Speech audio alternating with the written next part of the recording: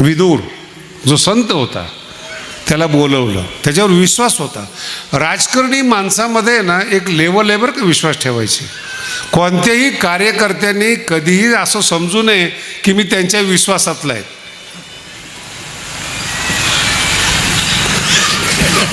नाही कळालं? नक्की विश्वासातले आहात. कुठपर्यंत विश्वास ठेवायचा याला तुमच्या मर्यादा आहेत. कामापर्यंत, बातम्यापर्यंत, कानात सांगण्यापर्यंत एक ज्याची त्याची एक योग्यता आहे. फार अतिविश्वासू राजकारणात नसतंच कोणी. बदल झाला ते कुणालाही बलिदान द्यायला तयार करतात. ते म्हणजे विश्वासाची एक मान्यता असते. तसं तो विदूर अत्यंत विश्वासातला, आणि तो खास विश्वासातला जर असताना तर गीता विदुरांनी सांगितली असते. मग ते विश्वासाला सुद्धा मर्यादा आहे. नातेवाईक आवडतात कुठपर्यंत? आपली शायनिंग दाखवेपर्यंत. आपलं घर कसं बांधलं आहे, माझा मुलगा कसा, इथपर्यंत नातेवाईक आहेत. फार घरात घेत नाही ते नातेवाईक.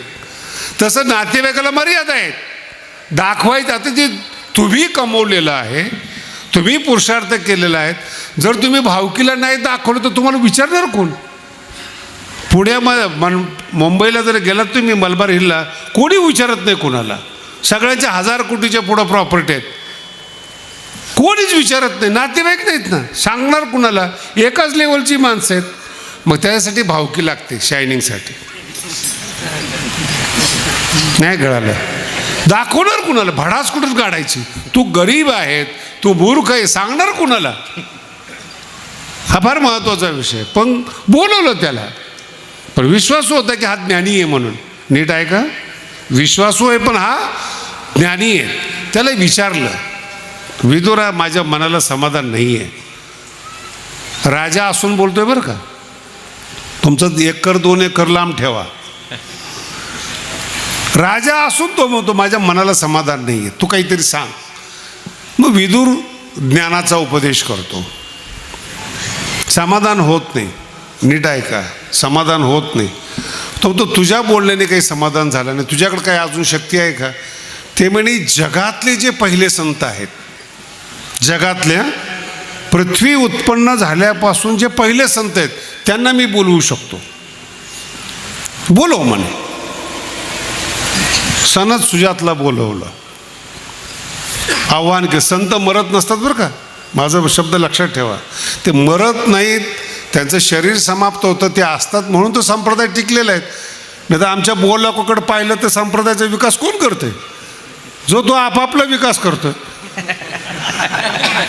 वारकरी संप्रदाय वाढतो कशामुळं?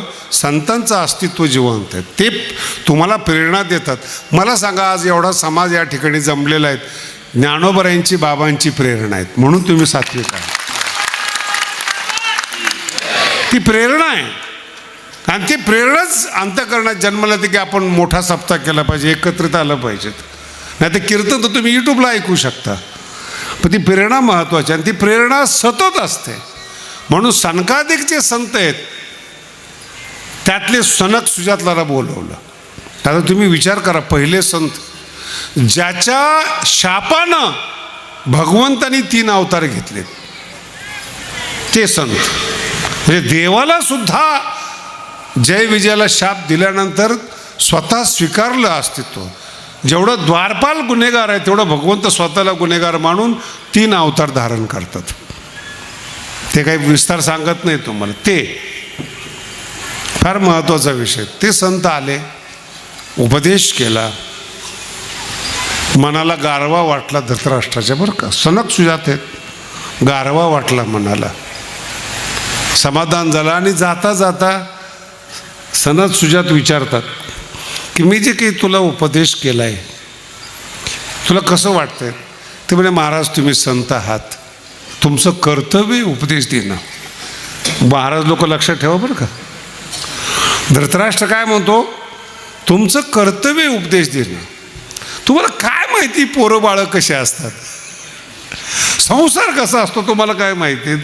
तुम्ही मला सांगितलं, मला समाधान वाटलं, पण माझी जी दुर्योधनाच्या बाबतीत मान्यता आहे ती मान्यता जात नाही.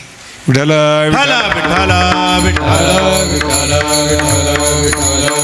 बघा काय एक अंतःकरण हे आहे की साक्षात संत येतात आणि तो राजा बदलत नाही, आणि ज्याचं अंतःकरण चांगलं आहे तो गुन्हेगार असून सुद्धा वाल्मिकाचा वाल्मिक ऋषी होतो.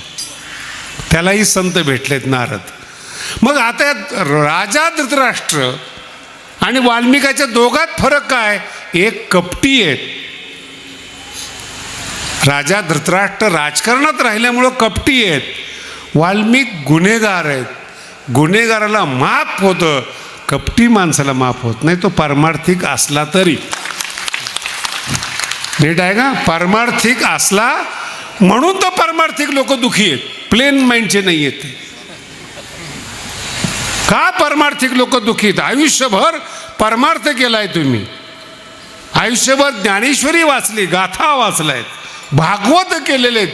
दुखी का? मन धृतराष्ट्रासारखं आहे. आणि एक साधा माणसं जे आयुष्यात कीर्तन करत नाहीत. मी तुमच्या बाबतीमध्ये बोलतो, तुम्ही मंदिर बांधलंय शंकराचार्यांचं आपल्या तुमच्या गावात राहिलेलं, काय कीर्तने केले त्यांनी? सरळ अंतःकरण आहेत, त्यांचं मंदिर आहे. विद्वान असेल, मोठा असेल, त्याचं पाकिट मोठं आहे, एवढीच त्याची योग्यता आहे. लक्षात आलं? याच्या पुढं त्याची योग्यता मान, अंतःकरण सरळ पाहिजे. सरळ असलं ना इफेक्ट होतो. दोनच शब्द हो, किती वेळ बोललेत. त्या तुमच्यासारखं 2 तास प्रवचन ऐकलं काय त्याने? नारदाचं वाल्या कोळ्यानी. गुन्हेगार, मर्डर करणारा, चोर, मन स्वच्छ आहे, सरळ मन आहे. म्हणून गीतेमध्ये 9व्या अध्यायामध्ये भगवंत म्हणतात गुन्हेगार दुरुस्त होतात, सामान्य माणसं दुरुस्त होतात, पण ज्याचं अंतःकरण चुकीचं आहे ना त्याला ब्रह्मदेव दुरुस्त करू शकत नाही. विठ्ठला विठ्ठला